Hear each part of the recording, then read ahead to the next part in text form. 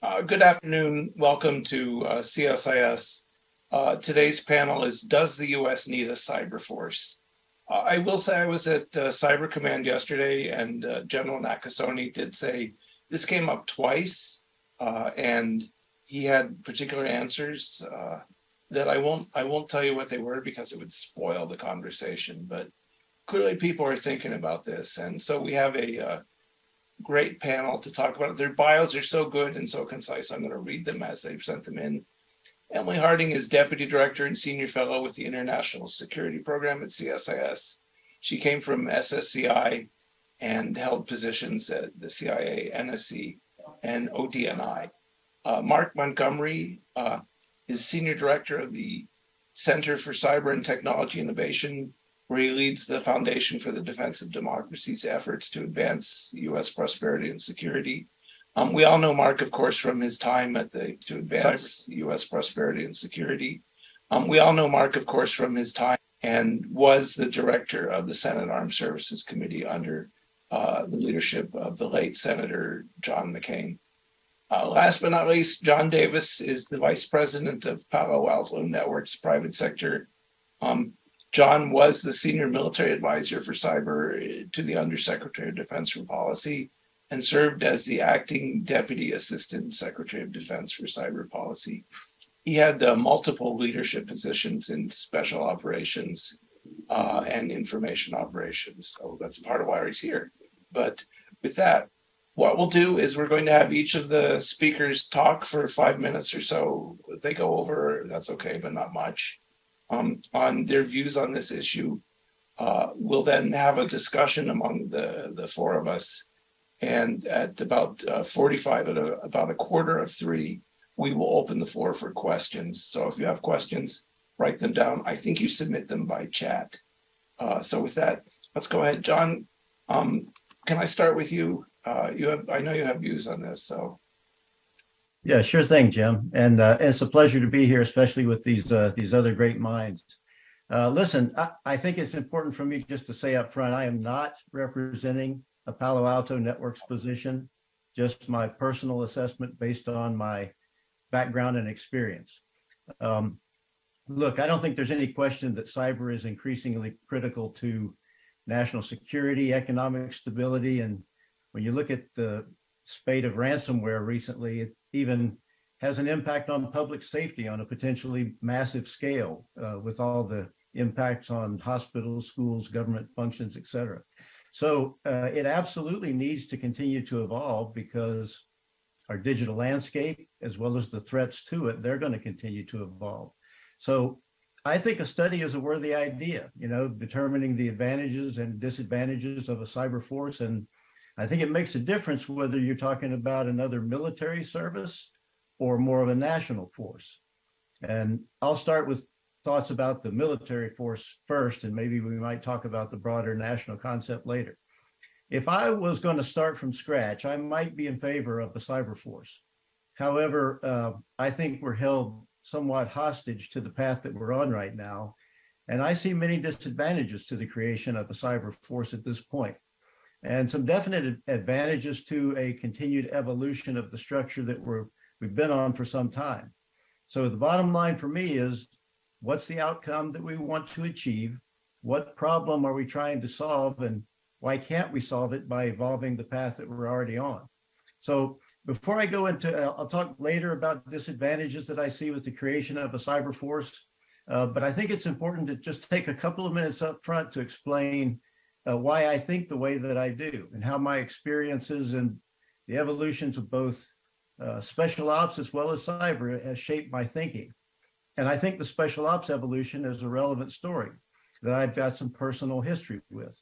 Back in the 60s and 70s, we had a history of service fragmentation from a very siloed approach, lack of service priority for manning, training, equipping its special operations forces, the inability to integrate SOF into joint operations, and it all led to a national disaster and tragedy 43 years ago this coming Monday. Operation Eagle Claw, the failed hostage rescue in Iran on the 24th of April, 1980, which is just when I began my military career and was commissioned the following month. Following the catastrophe, we had the Holloway Commission report. Congress stepped in and mandated the stand-up of U.S. Special Operations Command, the establishment of JSOC, a Joint Operational Subunified Command. SOCOM was given service-like responsibilities like funding to add special capabilities on top of service capabilities to man, organize, train, equip, and provide special ops forces to regional combatant commands for them to command and control and operate. My experience includes almost 12 years of assignments in the Army Rangers, at JSOC, and at US SOCOM. And the result was that starting in '80, we built a force that played a critical role in combating terrorism and other special operations missions, especially following 9/11. I was also involved in the evolution of US Cyber Command, the establishment of both service and joint cyber component commands, the creation of the Cyber Mission Force, and the evolving command and control structure for the various cyber missions. And there are many similarities, in my view, between the evolution of special operations forces and our current cyber structure.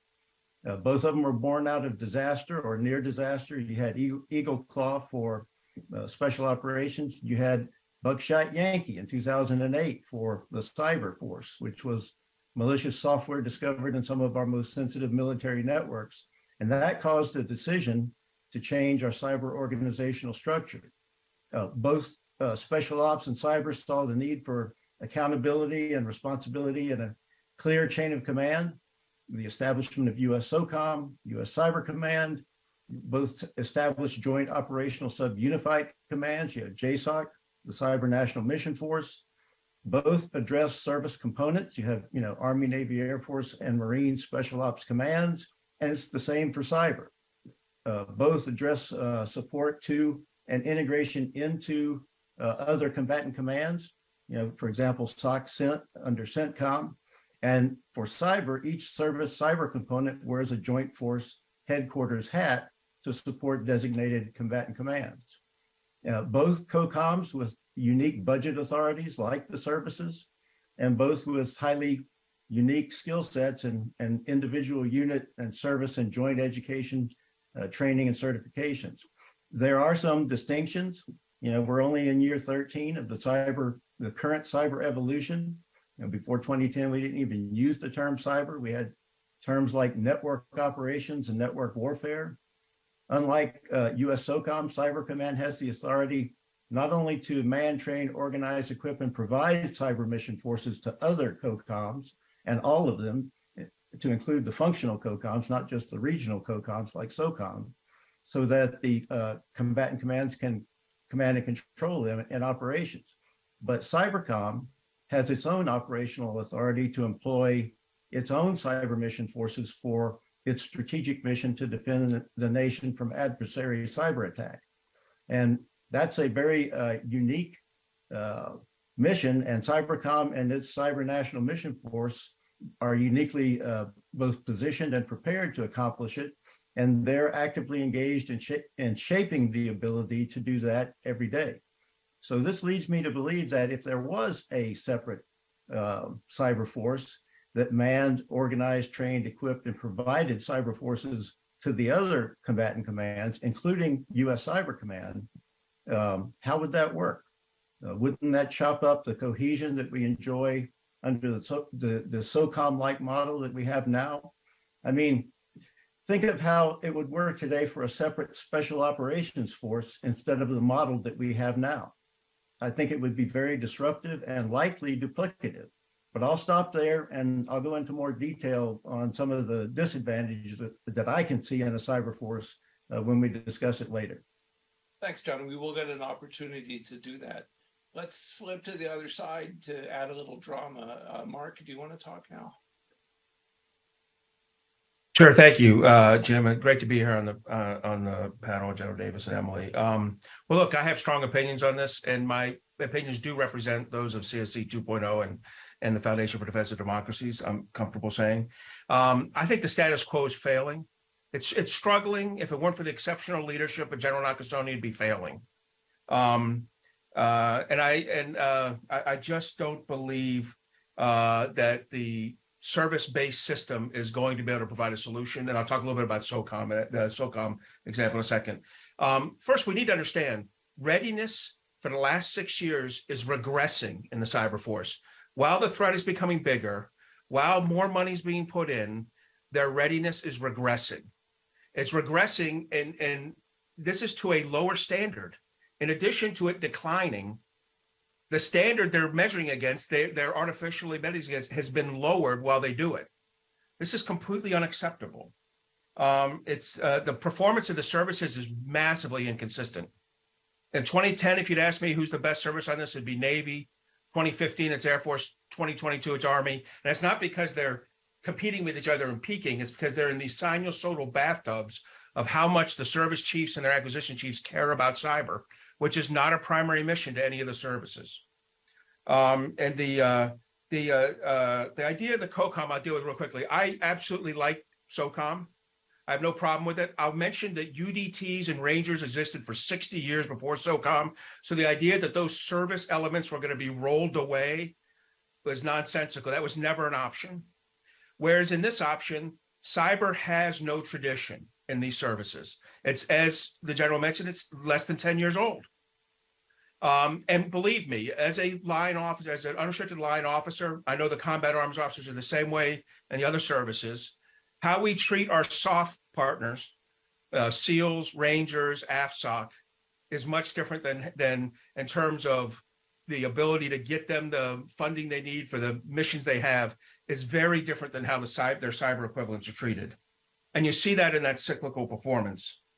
And I don't think there's this, the perfect example that there's no service element to this is that services are assigned to COCOMs. In other words, the Air Force provides offensive mission capability to EUCOM. The Navy does it to PACOM. It has nothing to do with individual components in there. Service things are, it's not like AFSOC, Air Force Special Ops, clearly is providing Air Force elements, right? But Air Force Cyber provides multi-domain capability to EUCOM in cyber. In other words, cyber, air, maritime, or aviation, or ground spaces.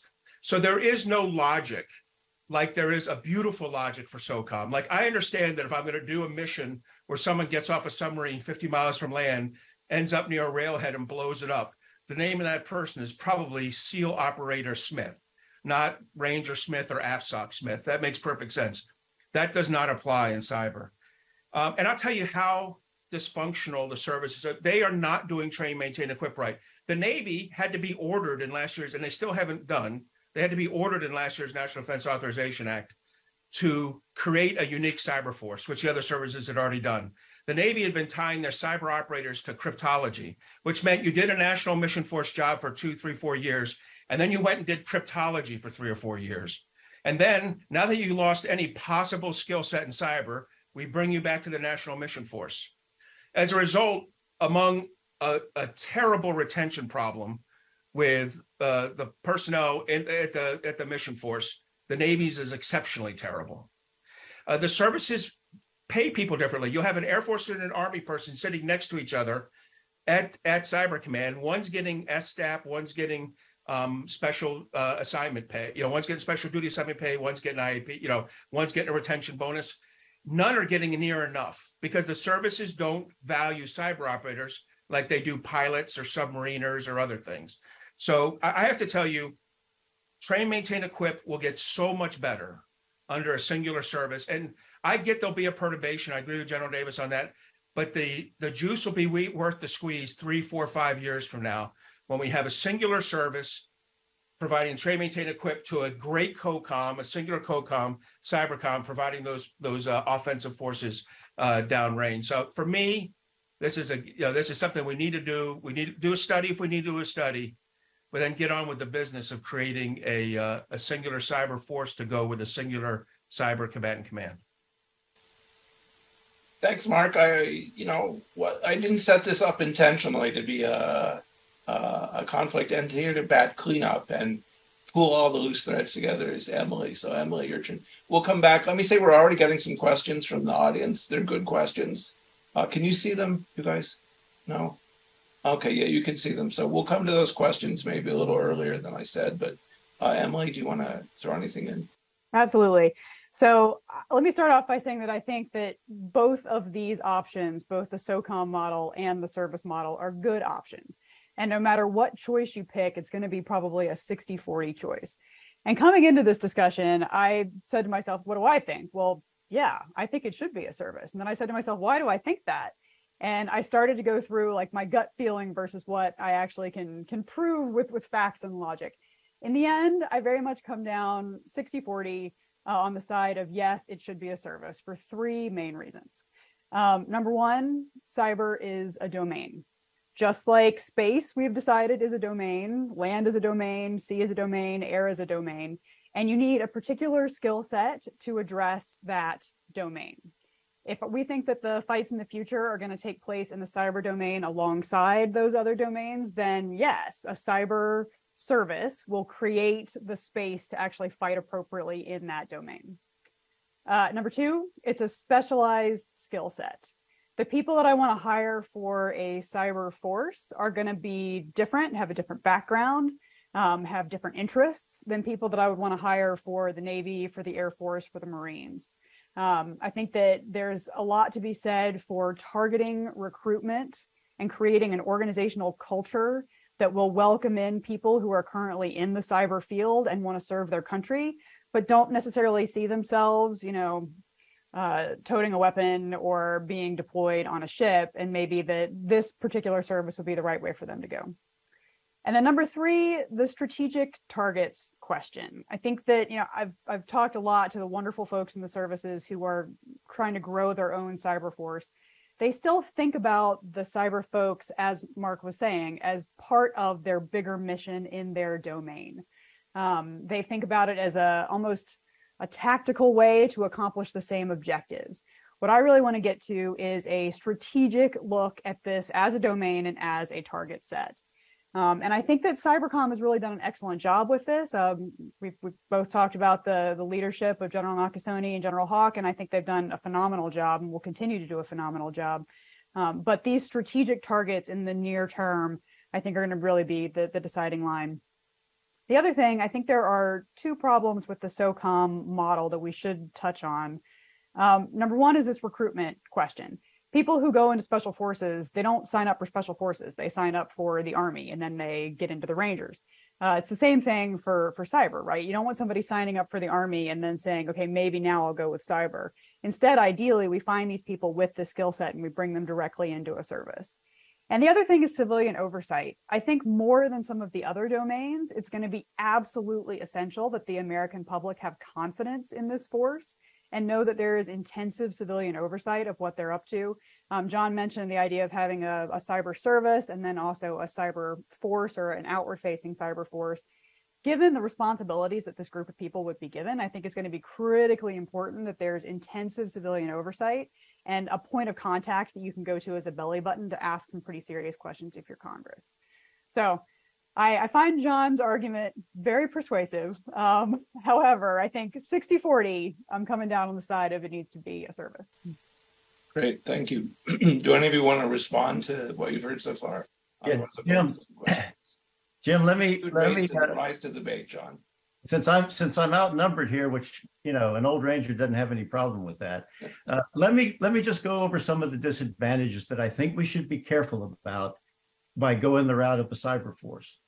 Number one, and both of you I think mentioned it, we don't have enough specially trained cyber manpower today. Every service has unique requirements, and it's no different with cyber. So if you're going to do this, a separate force, kind of like when the Army and the Air Force split, at least from what I remember, the Army still got more aircraft than the Air Force does. And Mark, I think, by the way, the Army's got more watercraft than the Navy does. So when you separate out a force, each service tends to replicate what it needs to take care of itself and its own unique requirements.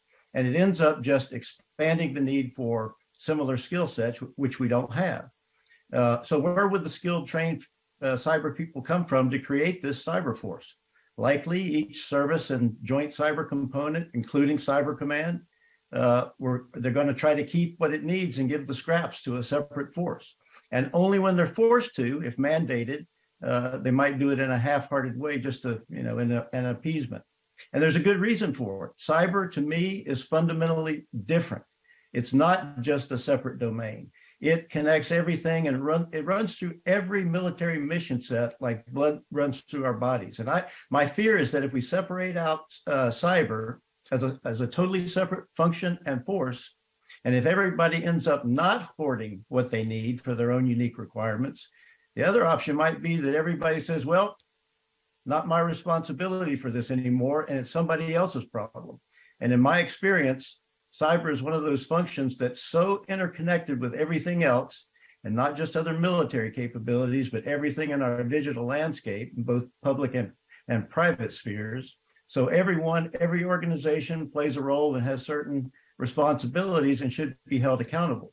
I see a lot of potential harm if the services and commands, go this route and wipe their hands of cyber, and it becomes consolidated in a separate force.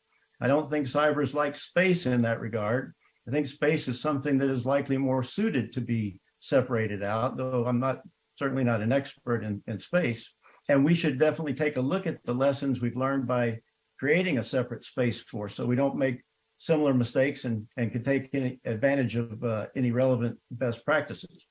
Also, I discussed this with someone who I respect and worked for to help stand up U.S. Cyber Command back in 2010. My Deputy Director of Current Operations, Rob Schreier, and he brought up some additional potential disadvantages. And by the way, these all track very closely with the SOCOM model. First, it may adversely impact the positives associated with the diverse way of thinking that each service brings to the fight. Each service brings a culturally different approach to different operational scenarios, even when they have similar technical skills. So diversity of thought and service culture are necessary strengths that have to be preserved, in my opinion, not weakened.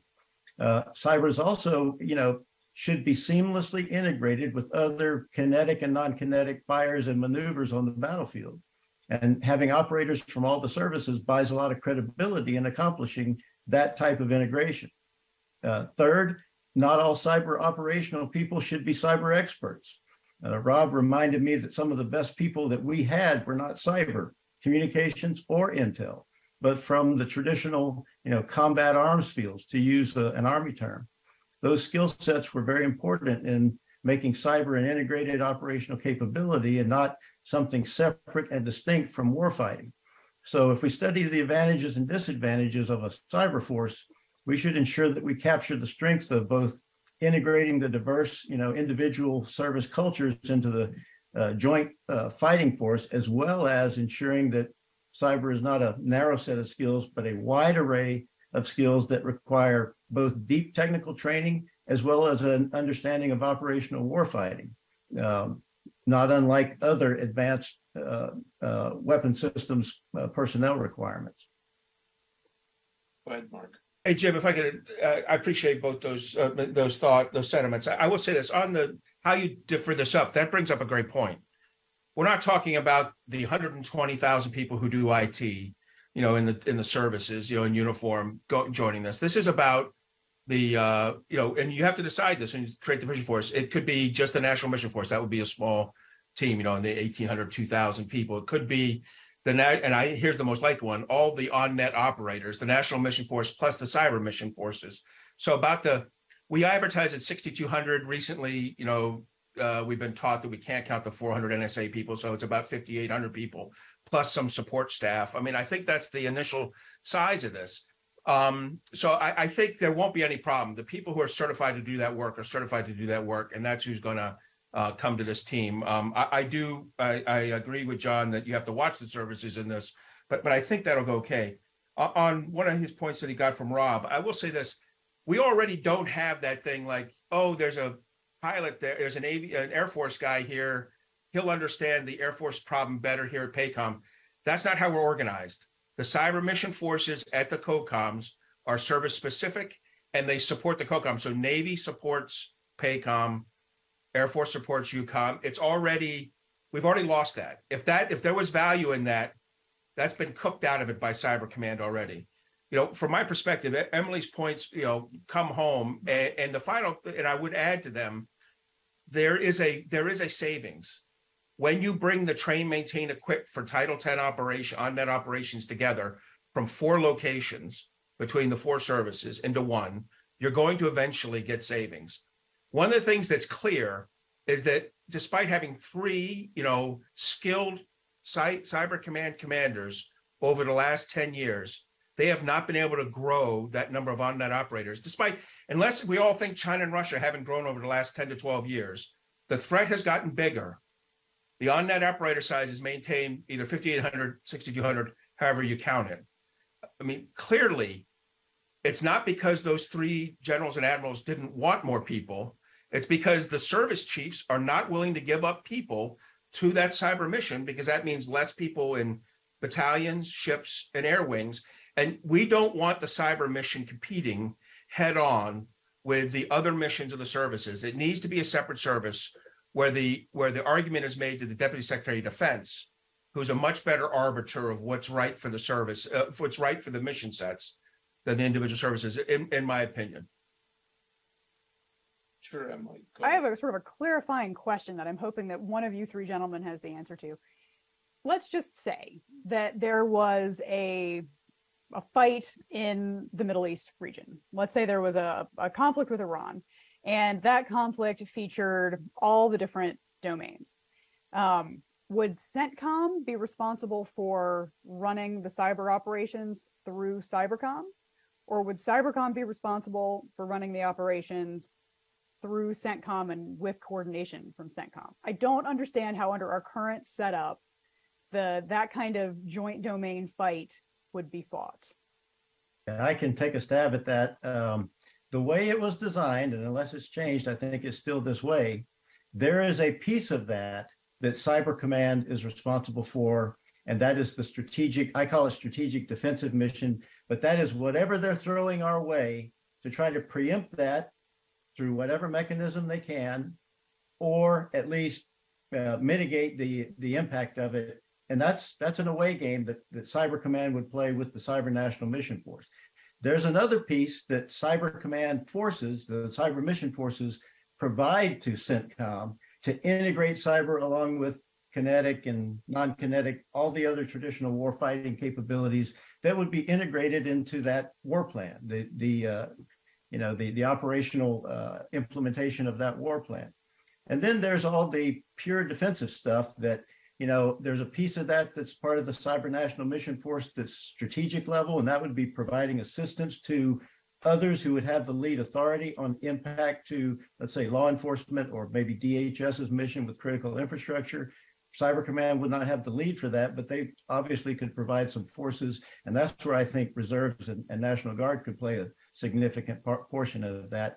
And then there are other impacts to make sure that we're protecting our own military capability to do all of that, and that's the defensive mission. Mark, do you think I got that about right? Yeah, I think the answer to Emily's question was, I'll put it in one word, you put it in a lot. Yes, both, either one. I think John Davis had about right. And I would add that last little bit, the services still maintain and IT protect. If you're going at it with an adversary, it's likely that individual units and network operation centers that each of the services run could be under attack, and there'll be a defensive mission there too. And I think you were talking about that in your last little element. So the answer is it's complicated. It has shifted around, but I think it's generally ended up back where General Davis said it. It's complicated. And I mean, General Kurilla is brilliant and I think understands these issues, but we're asking a lot of our combatant commanders to be able to understand this space and incorporate it effectively. So if I'm hearing you right, if we were to decide to engage in some kind of offensive cyber operation against, let's say, the IRGC to try and mess with their command and control, that would be whose job to manage? If, in my view, if a foreign element had a infrastructure capability that they were leveraging in order to attack the United States or our allies with cyber capabilities, that would be the Cyber National Mission Force. But offensive. No. No, well, I think that's correct. The National Mission Force. Yeah. Run by Cyber Command in that case. I think I'd call that strategic defense, but yes, it certainly looks offensive. But when you're integrating cyber to complement other military capabilities in an operational plan, that is purely offensive, and that's that's a different portion of the cyber mission force, not the cyber national mission force. John, there's no international lawyers here. We can just say it. That's all. That's right. Yeah. I was out in a room filled with lawyers yesterday, but I think, Emily, correct me if I'm wrong, I think what you're driving at is, for me, having seen this a couple times, if you have an offensive, you're the combatant commander, you have a target you want to go after. You want to think about what forces you allocated against that target. And you also want to make sure it's coordinated. And that's where, for me, what you were talking about, that would be done by the combatant commander. It's a little bit of an awkward split. It's not that different maybe from Strategic Air Command or some of the other things, but is that kind of what we're driving at? So the defensive part got it, national mission force. Attacking an Iranian target, we're just picking Iran as a theoretical example. Exactly. That would be determined by the combatant commander. And one of the things I got from the unhappy Russian adventure in Ukraine is you really need to pay attention to coordination if you're going to make this work. But is that what people think? Is that more or less right? Exactly. Well, that's what I was getting at. I mean, if you look at the Russian example in Ukraine, there was some evidence that the Russians were attempting to pair cyber attacks along with kinetic attacks with, mixed success. But if you think about trying to truly fight jointly, we would need to be exceptionally clear about who's calling balls and strikes there. I looked at the Title 10 authorities that SOCOM has in preparation for this call. It's actually pretty good. I mean, what's missing that you would get if you had a separate cyber force? I mean, if you gave Cyber Command, they pretty much have them now, similar authorities. Wouldn't that do the trick? So those authorities are about, you mean train, maintain, equip authorities? Yeah. So, I mean, the problem is who they're imposing these authorities on. How do they convince the services? I go back to that argument I had that I think the SEALs and Rangers and AFSOC had the relationships inside their services to kind of get that done. The last 10 years doesn't demonstrate that Navy Cyber, AF Cyber, and our Cyber have that same relationship inside their services to get that done, because you still need that. A 4-star combatant commander saying, I want you to do this. In fact, the SOCOM model didn't work until we strengthened SOLIC, ASD, Assistant Secretary of Defense for SOLIC. One of the things we did last year, Senator Rounds and his Senate staff team, and with a lot of support from, I was working with the House team on this, it was bringing in an Assistant Secretary of Defense for cyber policy. And that can help. But to me, that's like saying, hey, we're playing single A ball. We want to play major league ball. Here's a triple A solution, right? I'm okay with it. I want to make things better. And having a stronger Assistant Secretary of Defense for cyber. I mean, currently, the Assistant Secretary it's John Plum, and it's space, weapons of mass destruction, nuclear missile defense, nuclear posture, like our nuclear forces, and cyber. And he's had to punt. When you watched him at his hearing, his confirmation hearing, he basically punted cyber. And whoever has his job, they're going to be like the Ray Guy of cyber, right? That's a Ray Guy's like a NFL Hall of Fame punter. All right, but the idea is, you just can't be good at all 6 of those. You can't be focused on all 6 of those. You had to pull it out. So we did that, but it's going to take a lot to do that SOLIC, SOCOM model. And for my thing is, I would want to get. I think if you go to a cyber force, you're gonna get there quicker, get there more effectively, and end up with the major league product. Don? Hey, Jim, can I just say something? Yeah. No? Okay. Mark's point about the service's inability thus far to elevate cyber priorities for manning, training, equipping, I think is valid, and may, in my opinion, be the single most important advantage associated with creating a cyber force, a separate one. But I don't see why we can't leverage the path we're on right now to help or maybe force the services to do what's required to elevate cyber in importance based on its absolute criticality in today's digital age. I'm most familiar with what the Army has been doing to build a cyber tech and operational culture, from officer to warrant officer to enlisted skills along with career paths. And I know that what Major General Paul Stanton is doing down there at the Cyber Center of Excellence at Fort Gordon, Georgia. He's the commanding general there. Been some great work. So I think that is a model that is going to help the Army get to where it needs to be and becoming more, I hate to say this, but soft-like.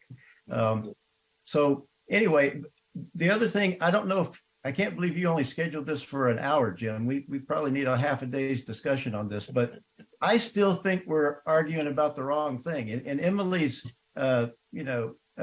scenario, it's not going to be about military forces. It's going to be about a whole of nation. Because if cyber is leveraged the way that we think it's going to be in great power competition, I think we need to be talking about what's required from a national perspective. I don't know if that's a national force, but it is certainly more than just a separate military cyber force. I guess that's one of the things that worries me with this is if you pull it off to be a separate entity, maybe Mark's point is right, that after a few years it will be up and running and integrated, but I'm not sure we have a few years to be monkeying around right now. So I worry more about, watching the travails of setting up the Space Force might not have been a good precedent for if you have an immediate problem. But honestly, Jim, space is hurt more by the fight between Alabama and Colorado than any problem in the internal. It's like Space Force is doing well. I don't think they actually are a positive. Look, there's things you can learn from Space Force. I'm sure mistakes were made that can be corrected, but actually it's a positive model. My problem with the model is it's not accurate enough because I think 83 to 88% of Space Force came from the Air Force, right? And in this case, it's going to be 30, 30, 30, 10. Right, from Army, Navy, Air Force, and Marines. And I think, but that also means you're going to get savings in each of those locations where you no longer have that. One of the questions asked, where would I put it? This is an easy one. It's Secretary of the Army and Cyber, right? You have the Secretary of the Navy, the Marine Corps, Secretary of they don't say that, but that's what it is. And Secretary of the Air Force and Space Force. I as a Navy guy, I have absolutely no problem. The Army's been except for their recent decision to get rid of Army Cyber Institute, which is insane, and roll it into the computer science department at Army at West Point. Army is generally on the upslope, on an upward tangent on this. So I'm okay giving it there. I think you can get that civilian oversight that Emily was talking about with a service structure managing it. That's where you do have a problem. Just empowering cyber force or cybercom with service-like attributes doesn't get you the civilian oversight. The civilians at Cyber Command are not players, right? They're not the overseers. They are assistants to the military officers. You need that civilian oversight. You get it from a Secretary of the Army and Cyber overseeing this. And I think you'll get real value. And look, is there a perturbation? No way would there be zero perturbation. But the second perturbation would be an increase in retention. Because I think you're going to find as you study this, that following National Mission Force tours and having to go back to services that don't value them is having a significant negative impact on 03, 04, lieutenant commander, major captain, and E5, E6, E7 retention. And we've got to fix that problem. And the way to fix it is with a service force for cyber. Let's move to Emily, after you're done, I'm going to move to the questions. Yeah, absolutely. So many questions. But so two sort of contravening points here. On Mark's last point, I have a very hard time imagining a future where somebody who is a cyber specialist inside, say, the Navy becomes the chief of naval operations. Like, I cannot even wrap my head around that being a thing. And I think we want there to be a path forward for somebody who is that 03, 04, 05 to think about, one day I could be the head of my particular service. On the flip side, though, and this is where I come to the 60-40 thing, to John's point. So I had the privilege yesterday of sitting on a panel to talk about space policy that was sponsored by the University of Southern California. So they would say, Alabama, Colorado, and California fighting over Space Force. But I talked to General Raymond, who was there, and asked him, given your recent experience setting up Space Force, what do you think? Do you think there should be a cyber force? And he said no. He said that he thought that the SOCOM model was the way to go, because cyber should be a part of all of the different services, as opposed to, it should run with the lifeblood as opposed to be a separate service. So take both those points for what it's worth. I think I'm still on the 60% pro side. I'll help you out with that real quick. The Navy doesn't let cyber run Navy cyber, right? I mean, just so we can get ourselves. Jeff Tressler is the senior officer for this, who's a submariner.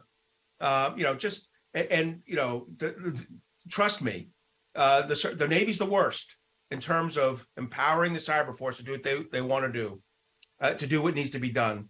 But all the services have these little antibodies. I think you got to get it to a cyber force. I repeated myself. Sorry.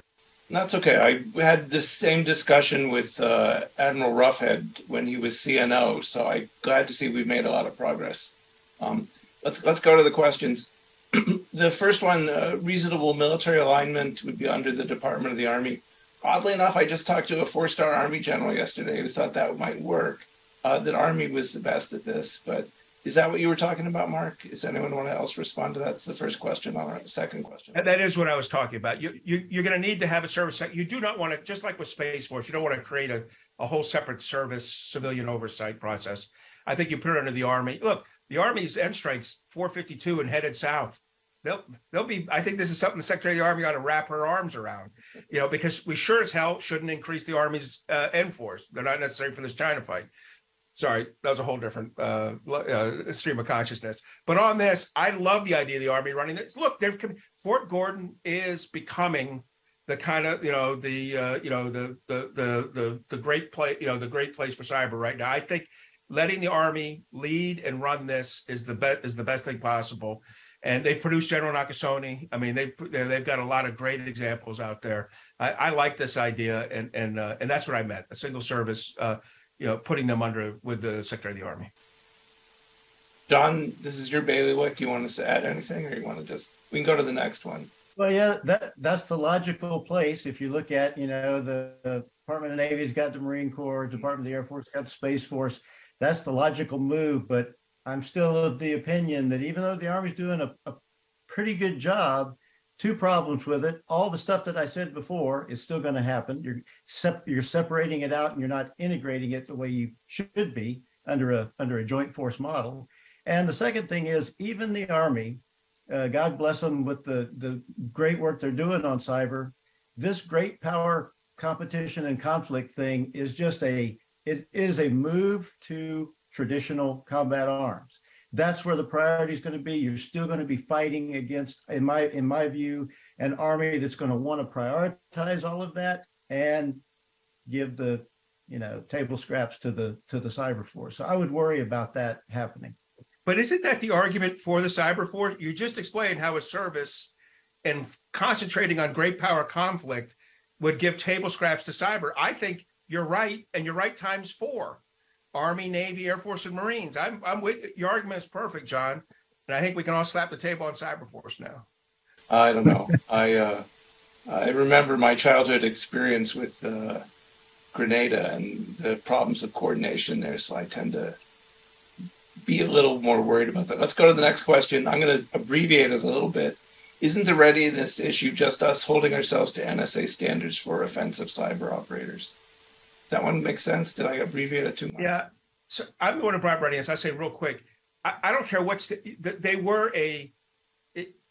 were holding ourselves initially to NSA. Now when I'm saying we're lowering them down to Title 10.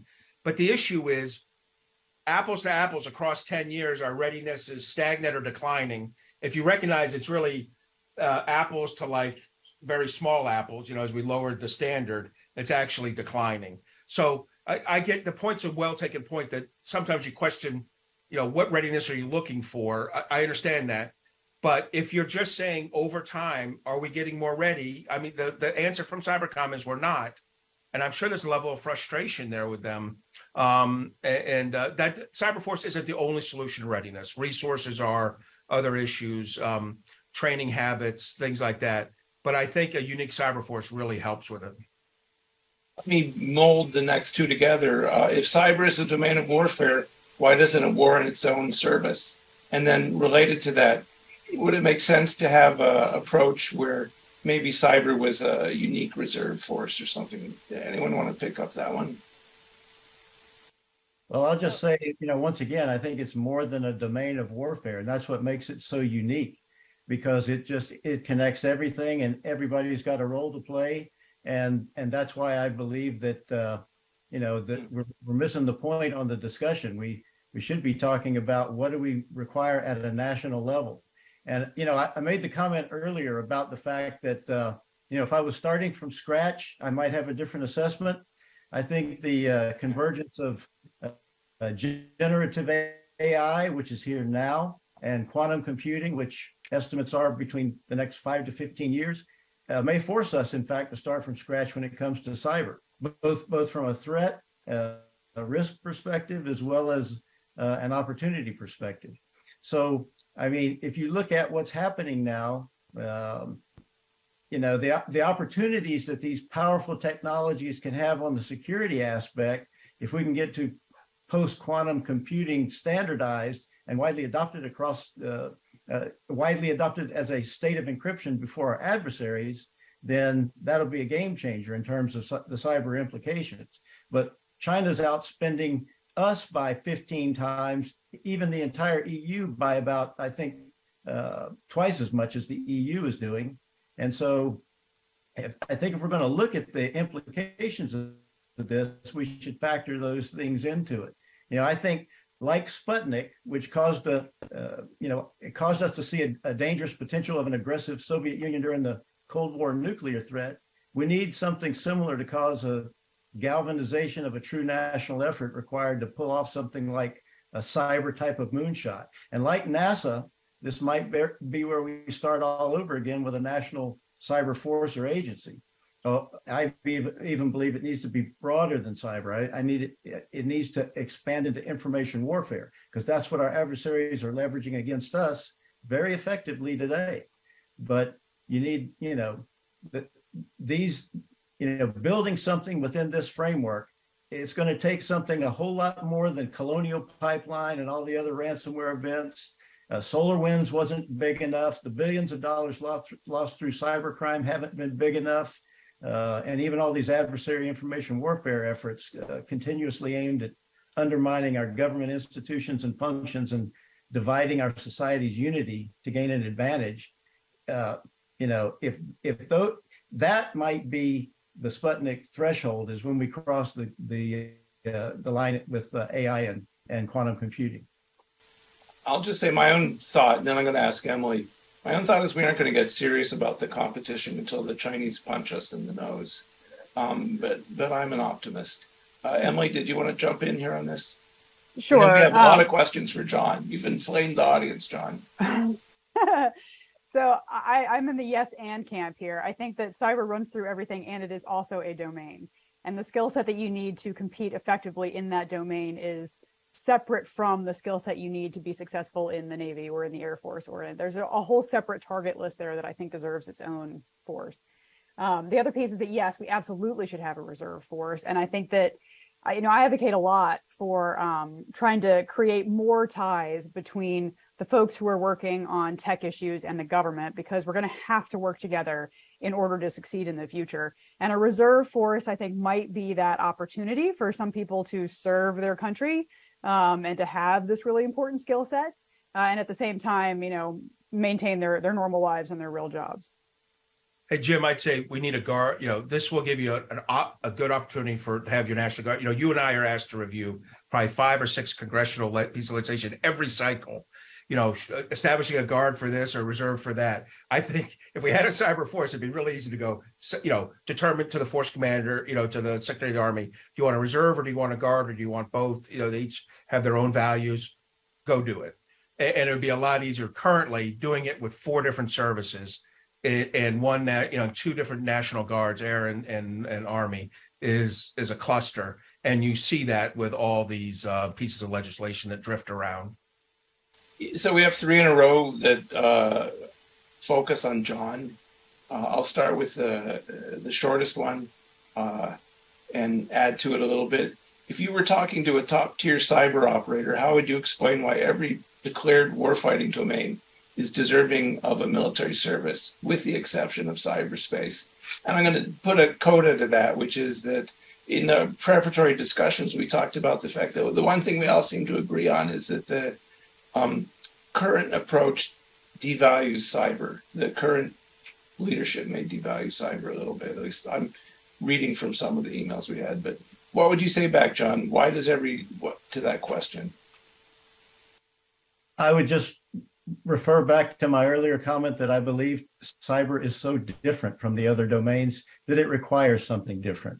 And that's why I think that it is part of a warfighting domain. And the military structure that I think the path that we're on right now is designed to best integrate it into the other, traditional domains, because it weaves throughout them all.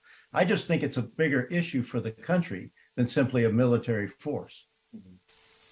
Maybe the following question is this one, and all of you guys can jump in on it. It says, in the cyber context, every service is required to produce a uniform and interchangeable set of personnel, as opposed to, say, SOCOM, is what they're saying. They point out that General Nakasone has the same statutory authority as the SOCOM commander, but has never been able to exercise the controls over pay, assignment, training, promotion. Emily, did you have your hand up? Did you want to touch that one? I mean, that's really interesting. I was just saying that yes to John's comment about how this is a nationwide problem. We need to address it as a nationwide problem. I think that we do need to be careful to do it in a Title X way, and then also in a domestic authorities way, and very explicitly. I got, burned enough talking to the state level officials about federal government overreach that, like, suggesting that there was going to be a military entity that was helping on domestic incidents is just a can of worms that I have zero desire to open. This point about hiring and promoting, I think, is critical, though, because you don't get people into a service or into the fight if they don't see a path ahead for their career. And I think that it's a great opportunity to do things like, bring some of that talent in, and then also maybe have a service too where people don't have to move around as much as they have to do with some of the other services. And that, I think, would be a real bonus for recruitment and retention. And I'll add that the SOCOM commander also does not have those. He, even if he has those authorities listed, he does not have the ability to influence, to determine the bonus size for SEALs, for example, things like pay registers. That is done uniquely by the services. So if you think that part of the challenge in the cyber force, and I think exit interviews of a lot of cyber force personnel indicate this, is this lack of appropriate treatment by their service, lack of recognition of the value they provide. The best way to solve that is with a singular service. We tried to fix it. Like I said, ASD SOLIC addresses some of this, but also remember that job gets left open intentionally all the time. The services, if there's an ASD that they could wipe off the face of the earth, that would be number one. I'll just tell you, services they're wonderful. They're why we win wars, but don't count on them for help in a bureaucratic challenge, right? They're going to defend their turf. And General Davis had exactly right when he said their turf is now focused on their high-end fight with the adversary. And as a result, cyber drifts.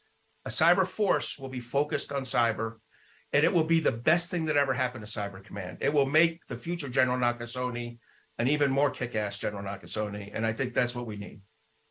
I'm jumping around on the questions. I will try and cover them all, but I'm pretending to impose some sort of coherent order on this, so forgive me if you're waiting for your question to come up. But this one I thought was interesting, and I'm abbreviating again. If you had a separate force, what would be in and what would be still something that the other services would need to maintain?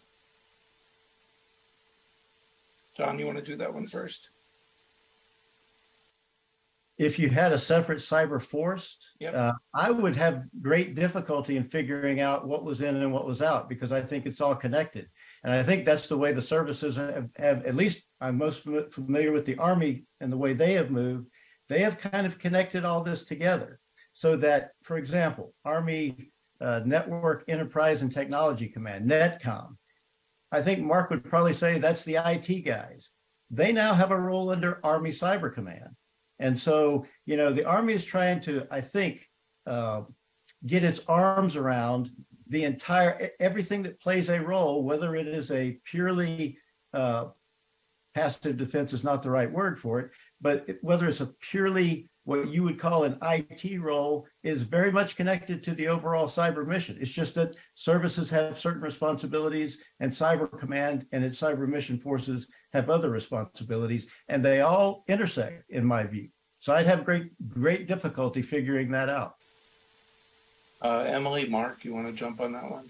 If not, we'll go to the next. I just say, and this will answer somebody else's question too, who asked about the national. Did I mean the Cyber National Mission Force, that the defensive, those integrated CMT, CPT teams? I do. If I were moving it over, the starting point would be those 5,800, 6,200 people that are in the 137 growing to 134, growing to 149, whatever the number of teams are that Paul just announced. That's who I would move initially. So there would be some offense and some defense in it. I would leave the defense of the service networks to the services. And look, at this point, because it's been 10 years, there's going to, I'd like to use a scalpel, not a chainsaw, but there's going to have to be some cutting in here. And the longer we wait, because we're going to do this eventually, we're going to be a Major League Baseball team. The longer we wait, the more painful it's going to be. Hey, can I just make a respectful rebuttal there? Mark, if you remember when we left those roles to the services back in 2008, we had a near catastrophe. There was no centralized management for how we were going to respond to probably the most serious incident that the U.S. military had, at least in my lifetime. So in my view, what you're saying there is kind of going back to 2008 that got us, started down this road in the first place. I'm sorry, I didn't mean to say Doden and DISA stick around. Remember, Cyber Command's not affected by this. Cyber Command's still Cyber Command. This is about train, maintain, equip of the CNMF teams. I just think you consolidate that in one service. And yeah, look, again, I don't doubt you talked about some service malfeasance or even accidental in this case, malfeasance. It'll happen. But I think the sooner we do this, the less painful it's going to be. I think we're eventually going to end there because we're going to get that Chinese punch in the face. I'm going to just toss this one and then we'll move to another. But someone put in the question that how do we explain that you've got a operator from the Army sitting next to a Navy operator, and the Army operator makes $700 extra a month, $700 extra a month? That's a good argument for a service. I don't know, but we can go to the next one here then, if that's no one wants to touch pay. I'm not sure. I'm going to read the next one because I'm not sure I've got it fully. If you get a separate cyber service, what happens to the domestic intelligence side of cyber? Would they be integrated within it, or would there be a separate entity within the coexisting with military cyber? I'll take that. I mean, no, I agree with Emily. I mean, I think that third rail's been out there for a bunch of us in our military and government careers. Currently, Cyber Command doesn't have a domestic intelligence role. None of the cyber elements of the services have it. That would stay out there. There is a whole different issue that I think John has raised 2 or 3 times, and I agree with. Emily's agreed with him a couple times. There's a whole fix the national critical infrastructure, fix the domestic response. Why do hurt teams and CSIS suck kind of issue? But that's not today. That's not about the cyber force in the military. In the cyber force in the military, I would leave that domestic intelligence away. Anyone else on that one? No. Yeah, I totally agree. I would say that CIS has done a really tremendous job trying to be the good guys and trying to be the domestic guys and trying to be the carrots to any other potential sticks. The other really interesting model is the National Guard units that do a lot of cybersecurity for their states. And that is kind of an interesting model to look at. But yeah, I think you got to keep the domestic totally separate from the foreign. So maybe a final question. If we have a little more time, I'll come back to some of the ones I skipped. But this one, it might be a bit touchy for folks, but have Congress and the Pentagon taken an interest in exploring options for establishing a cyber force? That's kind of why we're here today. What are the factors that will drive the political will to do this? So one of the advocates ought to talk about this first. Clearly there's an interest or we wouldn't be doing this event. But what's Mark, you probably know better than anyone. What's the state of play on the Hill? So I think there's an interest in doing better. I don't think that there's a coalesced opinion that we need a cyber force. I wish there was. I don't think there is. But I think the whole idea is, I do think, we're at CSC 2.0 doing a pretty detailed monograph on this issue to try to get at it, interviewing departing cyber mission members, doing a lot of research, trying to figure out what the options are within it, and describing the kind of SOCOM SOLIC model as an option as well, so the SOCOM ASD SOLIC model. But I think eventually Congress is going to get there, because Congress is fixated on performance. And the readiness briefs from Cyber Command's had a rough few, and the ASD for cyber, they've had a rough few hearings recently on this issue. And I think they're going to continue to have them, because they're not magic, right? They can't produce a better force than the aggregated quality of the forces given to them. And so I think over time, Congress can settle this. And Congress is exceptionally focused on the China threat right now. And so things that they think will improve our capability or capacity versus China are going to be prioritized. I think this will be an argument, a compelling argument that fits alongside increased munitions and all the other things that we're talking about for China. I'm going to do one more question because I like it. And I don't think we have time to get to them all, so I'm trying to scroll through. But do you think DoD is the department best suited to compete left of conflict? I'll tell you why I like that question, because I think the answer is no. I'm not sure what the replacement would be. But the question comes in perhaps a new agency with broader authorities. I don't know what you think, but watching this movie, whether it's DIU or some of the other things we've seen, DoD seems to struggle a little bit with the 21st century sometimes. You still think it's the right place? I know I'm asking people who all come out of that kind of, well, not you, Emily, but come out of that background. Any reaction to that one? Well, so I can start as somebody who does not come out of that background. So the right place to compete left of conflict is really in the intelligence space, and the hybrid warfare space, and this like whole of society space that we're talking about. However, if you're going to compete there, you also have to have the deterrent piece that DoD is so good at. And if that's not strong, then the rest of it means very little.